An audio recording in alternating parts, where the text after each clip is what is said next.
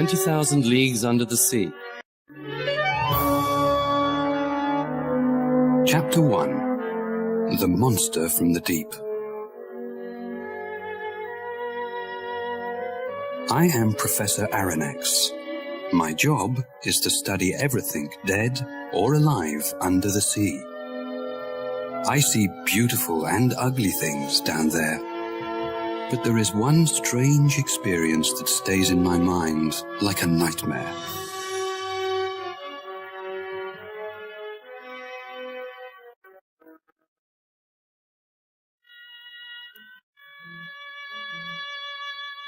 It was 1867.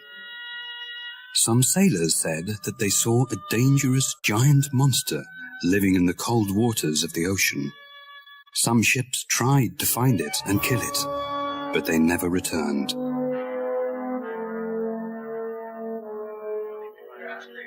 People said it looked like a whale. It was 300 feet long. Water came out of its back. It was like a big underwater explosion.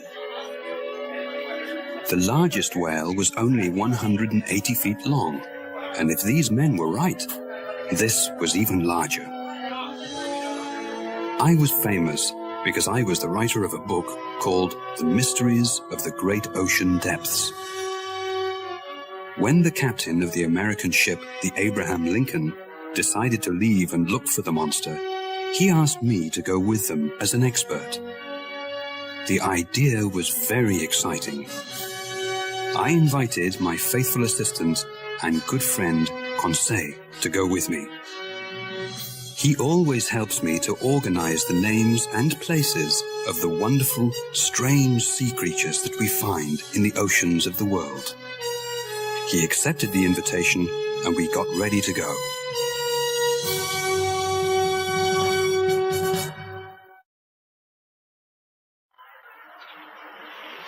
The Abraham Lincoln left New York Harbor on the 3rd of July, 1867. 500,000 people were there to say goodbye. Ned Land, the famous whale killer, was also on the ship. Farragut, the captain of the ship, was a strong and brave man. When we first met, he shook my hand and smiled at me. Don't worry. The ocean isn't big enough for both the sea monster and me. I'll kill it or it'll kill me. All I know is that one of us will die. I didn't like this idea, but I didn't say anything at the time.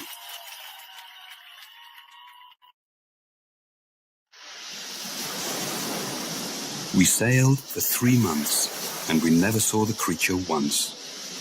The men wanted to find and kill the sea monster, but after all this time, everyone on the ship started to believe that there was no monster. And then, it happened. It was nighttime, and we were 200 miles off the coast of Japan, when suddenly, Ned Land, the harpooner, cried out, There it is! Don't lose it! I want it dead or alive! The men on the ship began to run and shout. Get the ropes! Prepare the cannons! The creature looked as if it was asleep. We could see it because there was a strange light under the water. Then, a cannon fired at the monster. A cannonball hit it, but it didn't move. Captain Farragut didn't know what to do. My God! If a cannon can't kill this monster, what can? Just then, I saw Ned Land with his harpoon in his hands climbing to the front of the ship. Everyone watched him silently. I saw the harpoon leave his hand and hit the giant creature right in its back. Water shot out of the wound. Its force knocked me right out of the ship into the dark, cold ocean.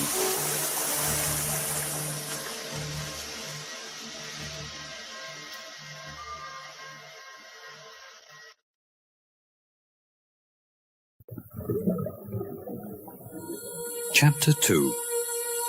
Saved from the Ocean. I found myself underwater. It was very cold, and I tried hard to get to the top and breathe. When my head was finally above the waves, I saw that the Abraham Lincoln was more than 100 feet away. Help! Help! No one could hear me. My clothes felt heavy in the water.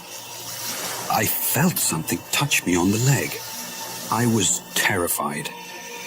I thought it was a shark, or even the monster. Sir, are you all right, sir? Thank God. It was my faithful assistant, Conseil. Conseil, my boy, what are you doing here? When I saw you fall into the water, sir, I felt it was my duty to follow you. But why did you risk your life to save mine? Your life, sir, is more important than mine. Thank you. You are a true friend. But what happened to the ship?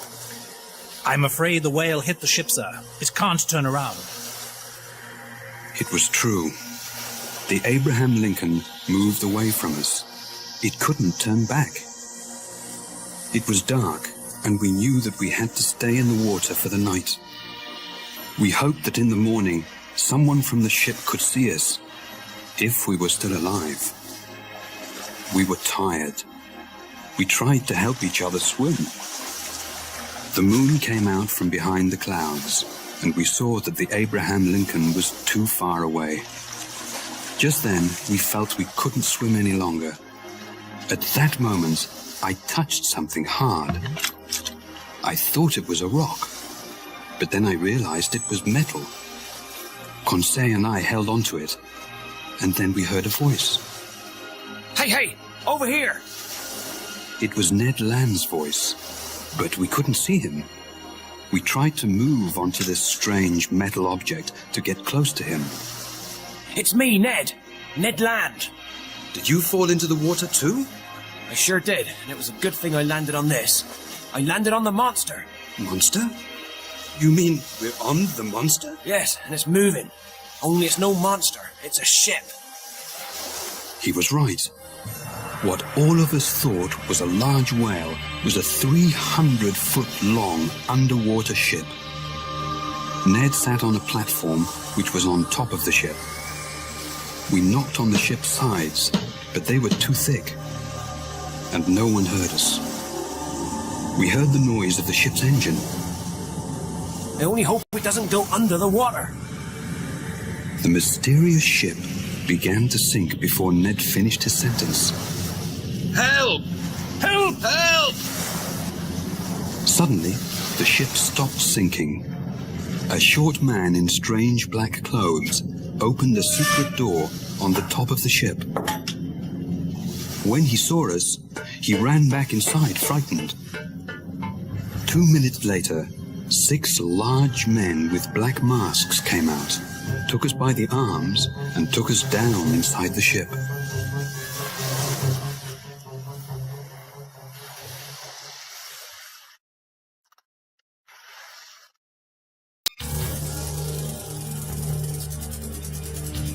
Chapter 3. Inside the Nautilus. They took us through a long, dark tunnel. We could see nothing around us. They put us into a dark room, then closed the door behind us. A light came on. The room was empty. It only had a table and 5 chairs in the middle. Ned Land got very angry. They mustn't treat me like this. I didn't do anything wrong. I'm getting out of here. Do you hear me? I want out! Ned screamed at the locked door, but no one answered his call. Don't use all your energy, Mr. Land. We may need it later. Quite right, Conseil. As usual, you speak with your mind and not your heart. The door opened again after some minutes. 2 men stood there in front of us. One was tall, with dark, serious eyes. The other was short. He looked at us without any interest. The 2 men wore black hats and shoes made from sealskin. Their clothes looked thin and comfortable. They spoke a language which I did not understand.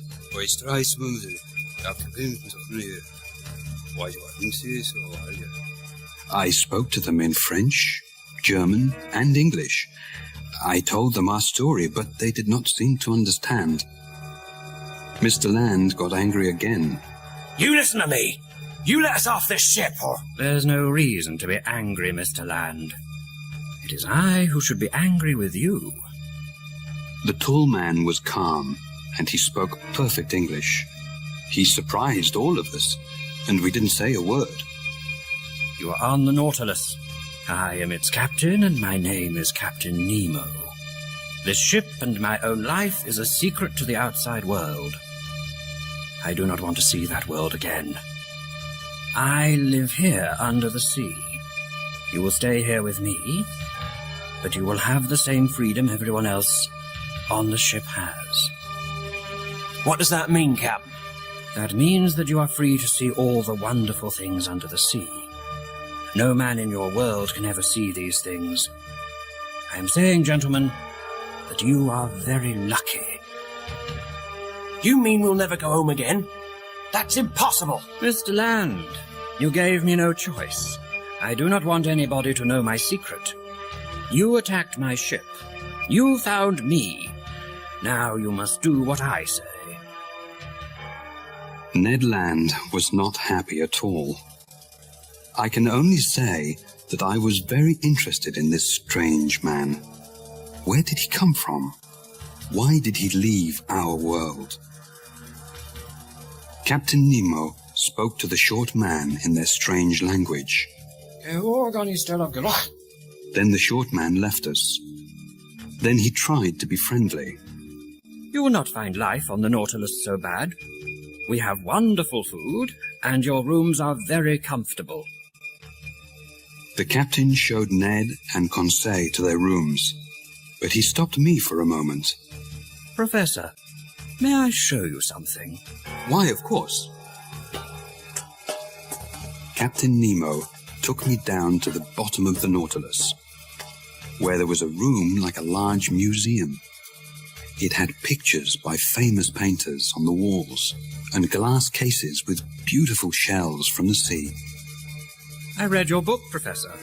You know a lot about sea life. You see, I enjoy sea life. You have things here that most people only read about, Captain.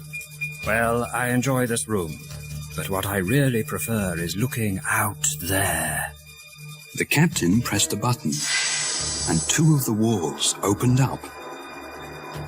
Behind them, there were large glass windows looking out onto the sea. A white light coming from the ship made everything easy to see. I stood in front of the window like a small boy at the zoo, and believe me, I didn't feel at all like Captain Nemo's prisoner.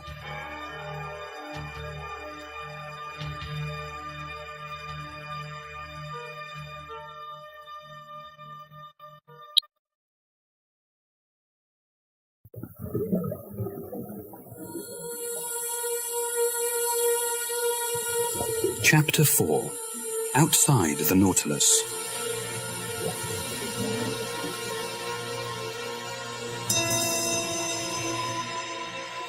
The Nautilus traveled underwater, watching the mysteries of the ocean. The captain and his crew were excellent hosts. They gave us wonderful seafood, and we were free to visit any place we liked on the ship. We traveled near the coasts of Australia and Papua New Guinea. I enjoyed seeing all the strange sea life of these waters. I had enough information to write a new book. But Ned Land was not happy on the Nautilus. He was a whale hunter, and his life was above the water, hunting whales. One morning, he asked Conseil and me to go to his room to talk. I want to talk about our escape. Our escape? We're underwater. How can we escape? Not now. This ship goes above water every 2 days to fill it with clean air. When we're near land, we have to try to escape. The waters we are in now are full of sharks, Mr. Land. I know that, Professor. We'll wait. When we get close to a country we know, we'll try to escape. But how will we leave the Nautilus? Ned Land had no time to answer this question. There was a loud crash, and we all fell to the floor. The lights went on and off, and the engine stopped. The top of the Nautilus was just above the surface of the water. I saw Captain Nemo on the platform outside the ship. The ship was between two large rocks, unable to move. We had to wait 6 days for the water to rise before the ship could leave. The captain didn't seem at all worried. The sea brought us here. The sea will take us away. We were very close to Papua. I could see it from the ship. Ned Land asked the captain if we could go on land and hunt some animals, because he didn't want to eat fish. Captain Nemo let the three of us go. This didn't surprise me at all. There were only cannibals on Papua. We couldn't escape because they would kill us. There was a small boat on the Nautilus which we used to get to land. Captain Nemo gave us guns, and we were all excited to return to land and feel free again.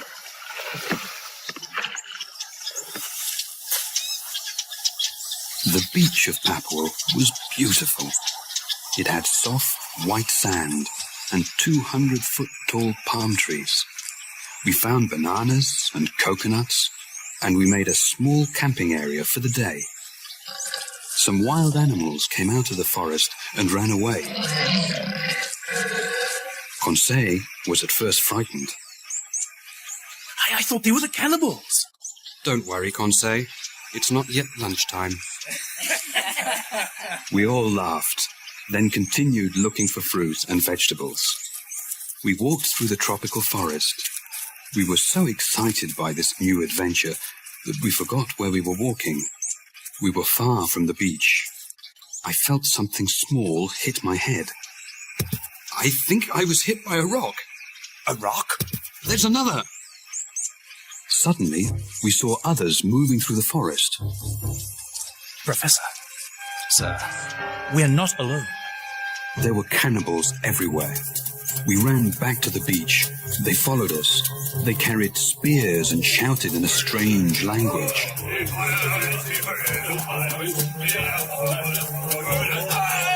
We jumped into the boat, leaving all our food and guns behind. They got into the water after us. Some of them came in their own boats. They threw spears at us, but they all missed.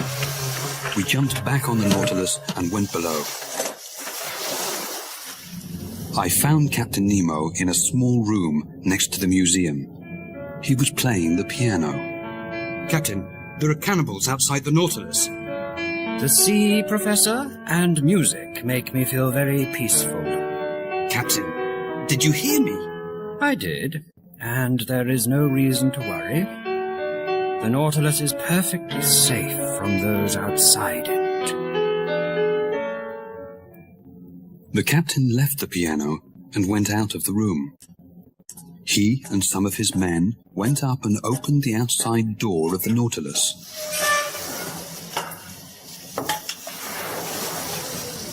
Several cannibals looked down inside. One tried to get in, but when his hand touched the ship, he screamed. Another tried the same thing, and he also screamed. Soon, all of them swam away. You see, Professor, there is electricity around that door. Anyone who touches it feels great pain. I felt terrified. The captain had everything he needed to protect himself and his men. He also had everything he needed to keep us prisoners.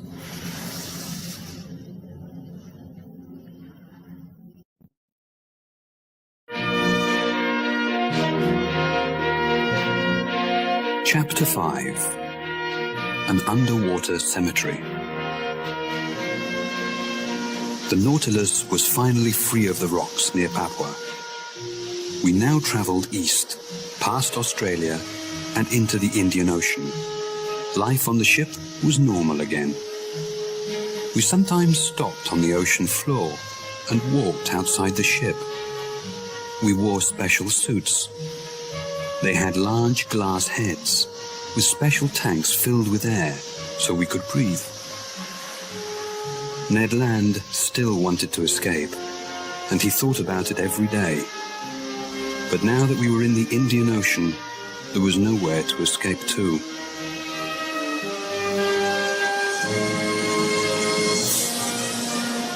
One afternoon, while the Nautilus was on the surface of the water, I went upstairs to have a look outside. I saw Captain Nemo looking through a telescope at something far away. He said something to one of his men, and the man went downstairs quickly. The captain looked very serious. I had a small telescope with me, so I put it up to my eye to see what he was looking at. At that moment, I felt a strong hand knock the telescope away from my eye. Professor, I want you to go below. You, Mr. Land, and Mr. Conseil will stay in your rooms until I say you can leave. May I ask why? No. There was nothing more to say. Captain Nemo was upset about something, and he had the power to tell us what to do. I went to my room quietly. They served our dinner in our rooms. I fell asleep quickly.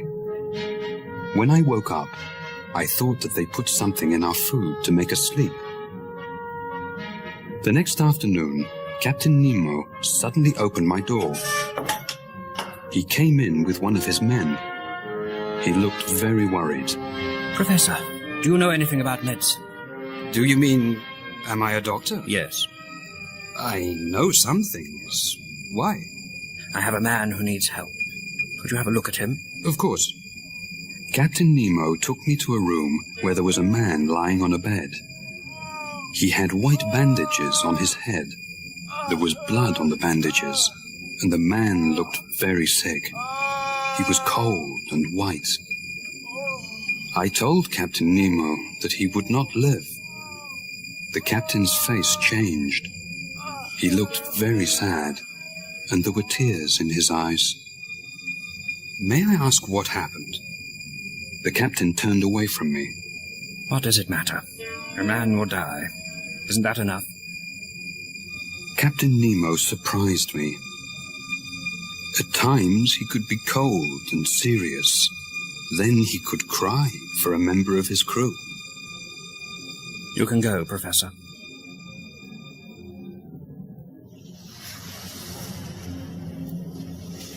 The next day, I saw the captain on the platform. It was a bright, sunny day. I did not want to say anything about the sick man, but I was curious. I asked him if he wanted to go for a walk on the ocean floor. He said yes, so we put our suits on and off we went. The Indian Ocean had the most beautiful rocks, plants, and fish in the world. All of us enjoyed it very much. It was like a colorful picture show. But Captain Nemo had another reason for our walk. I saw that his men carried something long and flat in a bag. They also had tools to dig with. Then we arrived at a safe area with large plants around it. They put the bag down and began digging. At that moment, I understood everything. They were going to bury the dead man. When we returned to the Nautilus, I told Captain Nemo that his man was safe where he was. Not even sharks can go there, Captain. Or men, Professor.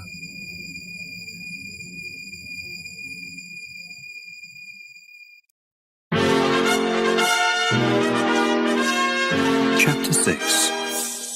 The Giant Pearl and the Shark.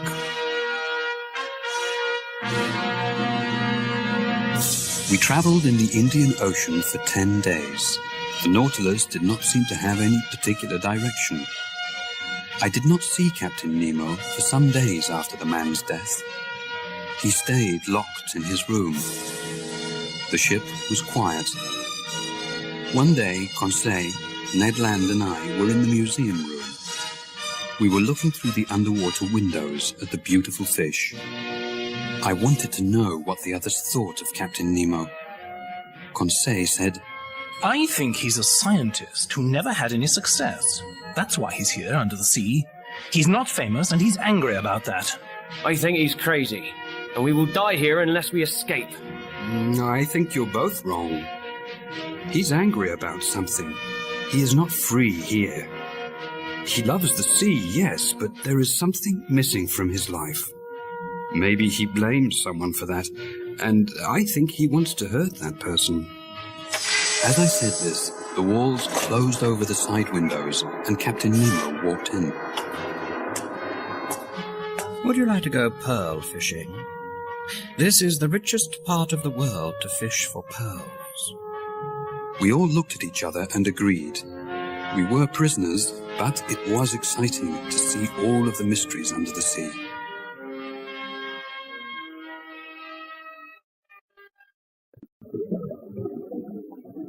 The ocean near India has thousands of oysters. The pearls inside them can cost hundreds of dollars. There are many sharks in these waters, and it's very dangerous to go looking for pearls there. I didn't like the idea of sharks. We only had small knives to fight them with. Ned Land had his harpoon with him, but he was very busy trying to collect as many oysters as he could. Captain Nemo took us to a small cave. Inside it, I saw an oyster over 6 feet wide. It had a pearl inside it, as big as a coconut. I wanted to take it back to the ship with us. It was the only one of its kind in the world. But Captain Nemo said no. He wanted the pearl to grow alone there in the cave, until it was truly the most fantastic pearl in the world.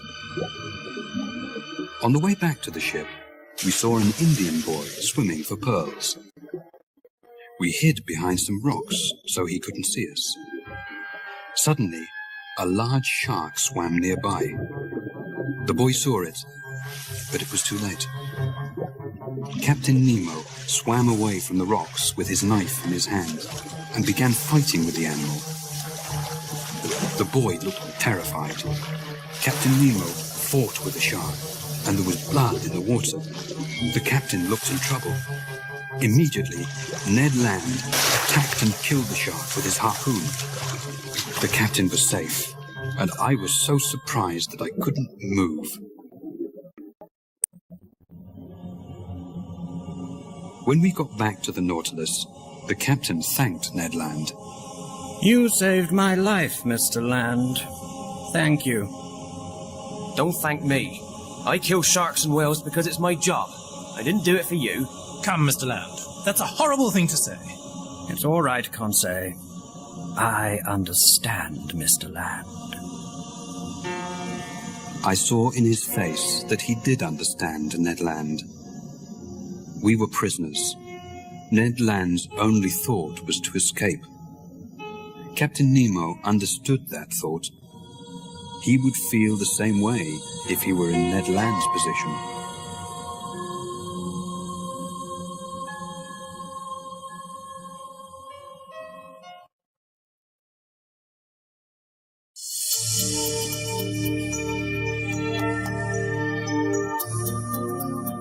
Chapter 7. The Lost City. Captain Nemo took us north through the Indian Ocean to the Red Sea, but the Red Sea had no exit.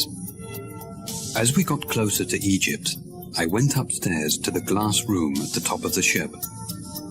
It was dark outside. We were a long way under the sea. Captain Nemo turned on the outside lights. I don't understand, Captain. There is no exit here. We cannot go through the land. But we can go under it. Watch. We moved down below the country of Egypt. Suddenly, I saw a large hole in the rock. A tunnel. That's right, Professor. and we are going through. The Nautilus shook as we went through the small tunnel. It looked like an old cave. Then, water surrounded the ship, and there was no more land. When Conseil and Ned woke up, I told them that we were in the Mediterranean Sea. But how? Who cares how? Now's our chance. When we go up again, we're going to escape. We're close to Europe, and we can take the small boat to get to land. Do you agree?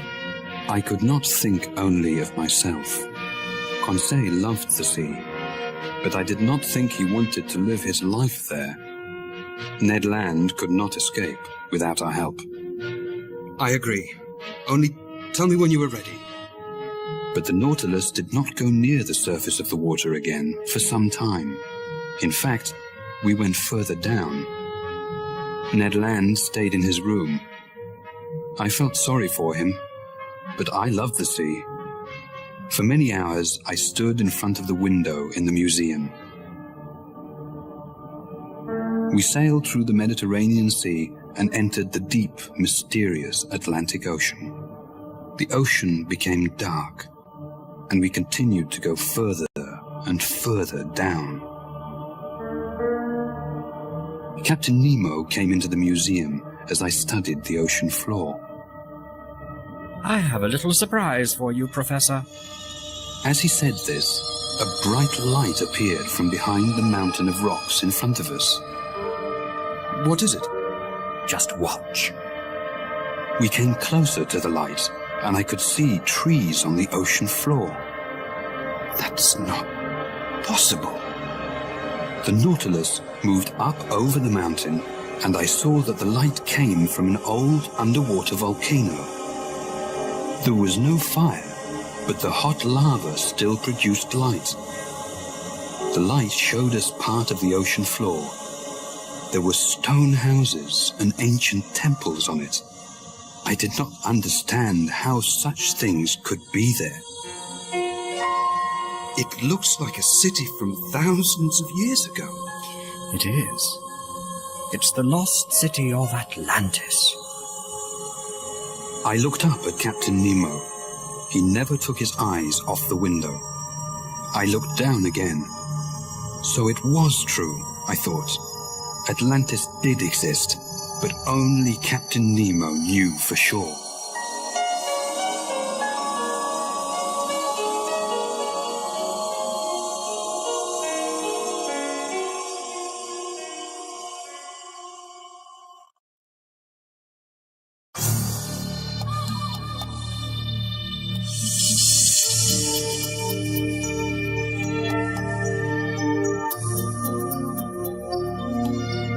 Chapter 8. The Giant Squid. We traveled through the Atlantic Ocean down to the South Pole. We went under the ice and came out on the other side. Imagine what we saw. Penguins, whales, polar bears, dolphins, icebergs. It was like a dream, and we saw it from the inside of the Nautilus. We continued up the coast of South America. Finally, we came to the warm waters near the Bahamas. Who could be unhappy? Only one person, Ned Land. Conseil, Ned and I were in the museum, looking out at old stone walls, 5,000 feet under the sea. There are giant squid in the holes of those walls. Come, Professor. You don't believe that, do you? What giant squid, sir? Well, the giant squid is really just a story. Many people like to tell stories about giant squid, but no one knows if they're true. But I know one man who said he saw one. How long was it? 20 feet. Did it have 8 tentacles like snakes coming out of a big round head? Yes. And did it have a mouth and nose like a bird's? Yes. Why, Conseil? Because I think I see it right there. I looked out of the window, and there was a 25-foot giant squid. It moved close to the Nautilus, and it hit the window. with its long tentacles. The Nautilus was too strong for it, but it was a very frightening creature. Soon, other, smaller squid came near the window. They all wanted to attack the ship. They did not know what it was. Suddenly, the Nautilus stopped. Captain Nemo came into the museum. Is something wrong, Captain? Yes. One of those ugly creatures is caught in our propeller. What can we do?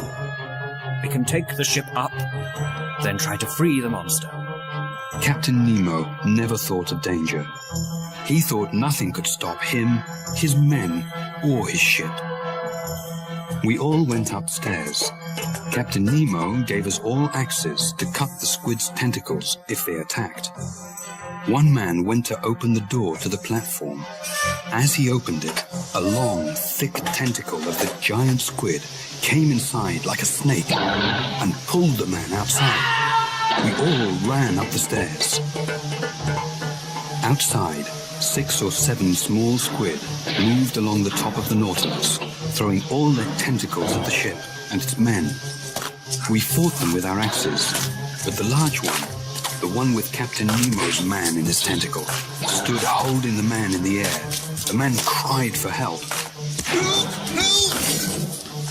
I was surprised he spoke English. Captain Nemo attacked the giant squid with his axe. He cut off some of its tentacles. I thought Captain Nemo would save his man. Then I saw Ned Land with his harpoon in his hand. I thought he was going to kill the captain. Ned, don't! But I didn't need to stop him. One of the smaller squid knocked the harpoon out of his hand and threw Ned down. The squid was about to pull him into the sea.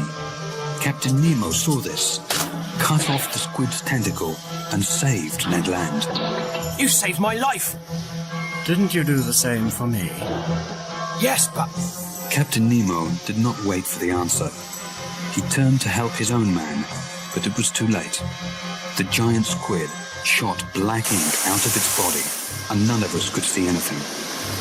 When we cleaned our faces and our eyes, the squid was gone, taking the man with it.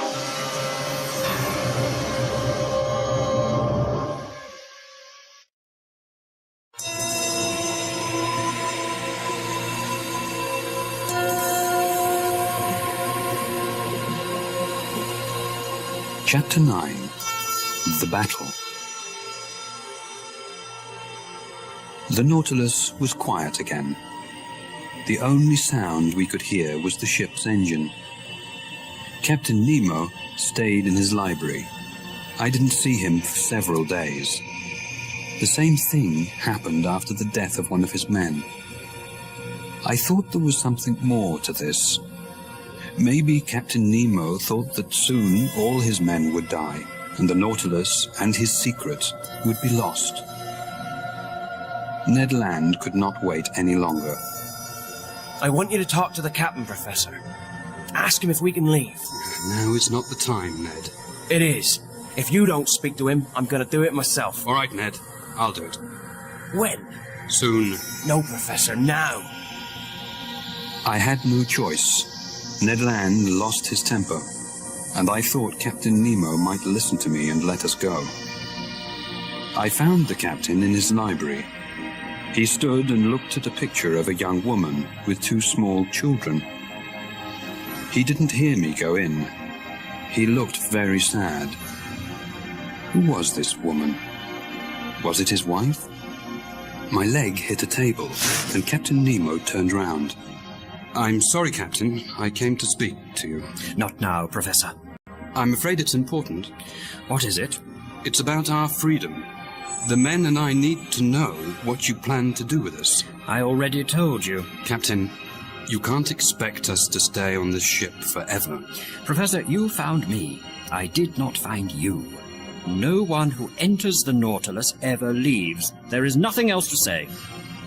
Suddenly, I heard a voice speaking in that strange language.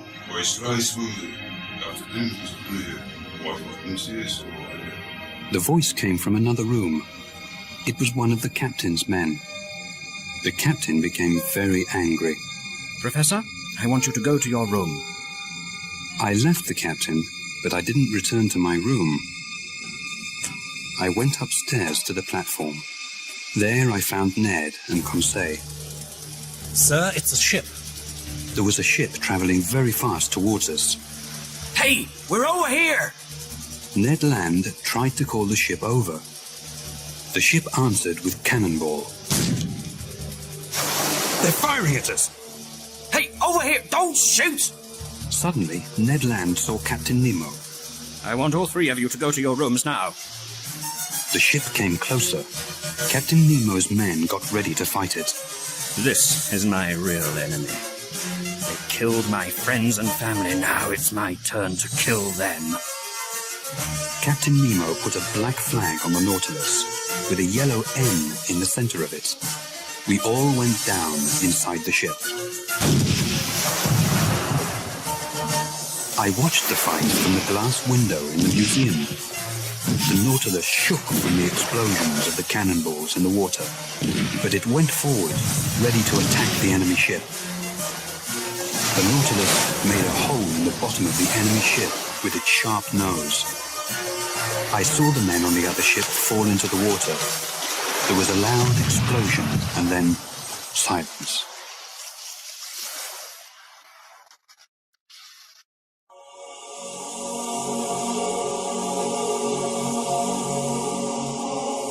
Chapter 10. The Whirlpool.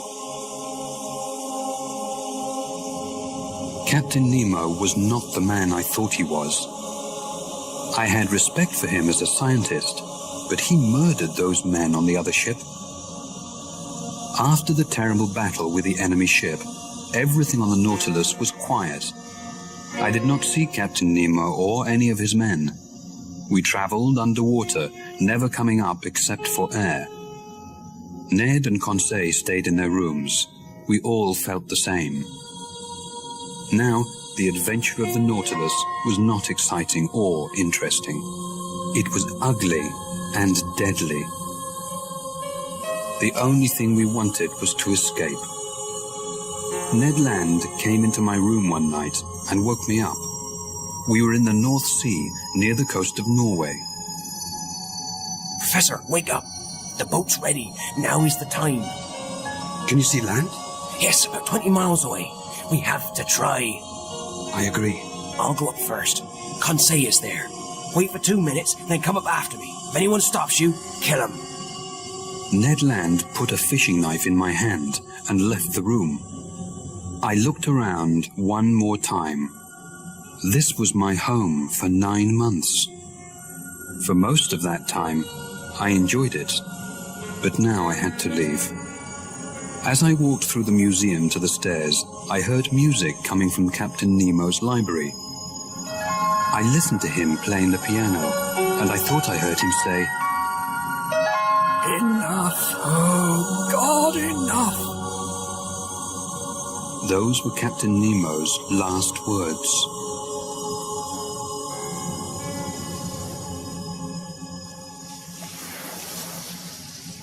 I found Ned Land and Conseil in the small boat on the platform. Ned worked quickly to set it free. The Nautilus suddenly began to turn round in circles. The men below began to shout. What's happening, sir? I don't know. Get ready. I'm almost finished.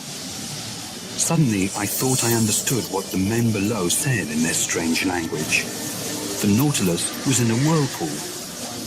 The waters off the coast of Norway were famous for this. Boats which sailed into these whirlpools never escaped. What shall we do, Professor?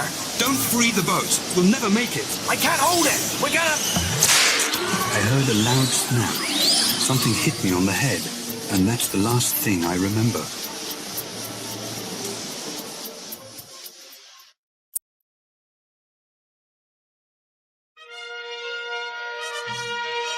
I am writing this now some months later. I am safe now. The whirlpool threw our boat away from the Nautilus. Some fishermen found us and took us to the shore. I do not know what happened to Captain Nemo and the Nautilus. Maybe he is still alive, living under the sea. All I know is that we traveled 20,000 leagues under the sea, from the Pacific to the Indian Ocean, through the Red Sea and the Mediterranean, across the Atlantic and to the North and South Poles. I saw things that no man from my world will ever see. It was a strange and wonderful adventure, one I will never forget.